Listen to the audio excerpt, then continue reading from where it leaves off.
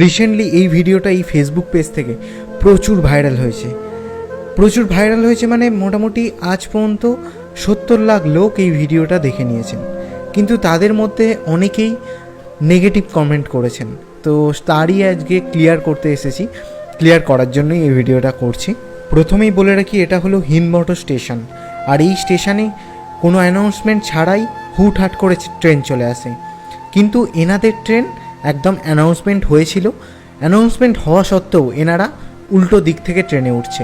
এর কারণটা আমার আজও জানা নেই। এই ভিডিওটা দেখে অনেকেই কমেন্ট করেছেন যে আমি কেন ওনাকে গিয়ে হেল্প করিনি।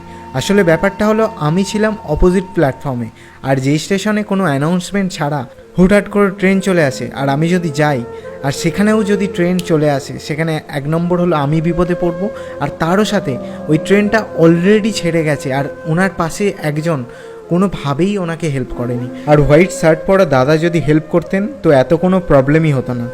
তো যাই হোক, এরও সাথে বলে রাখি, এই ভিডিওটা করার জন্য অনেকেই অনেক রকম কথা বলেছেন, তাই এবার জানিয়ে রাখি আপনাদের এই ভিডিও করার কারণ। প্রথমত হলো, এই হিন্দমোটর স্টেশন দিয়ে আমি অনেকবার যাতায়াত করেছি আর প্রতিবারই ফেস করেছি কোনো অ্যানাউন্সমেন্ট ছাড়া এখানে ট্রেন চলে আসে। তো তাই জন্য মানুষ অনেক বিপদে পড়ে। আর তারও সাথে বলে রাখি, এই হিন্দমোটর স্টেশনে অনেক অ্যাক্সিডেন্ট হয়, হয়তো এর জন্যই অ্যাক্সিডেন্টটা হয়। আর দ্বিতীয়ত, এই ভিডিওটা করার কারণ হলো, এই ভিডিওর মাধ্যমে আমি একটা সোশ্যাল মেসেজ পৌঁছে দিতে চেয়েছি আপনাদের কাছে, যাতে এরকম ভুল মানুষ আর দ্বিতীয়বার না করে। এরপর আপনি কি ভাবছেন কমেন্ট সেকশানে সেটা কমেন্ট করে আমায় জানাতে পারেন।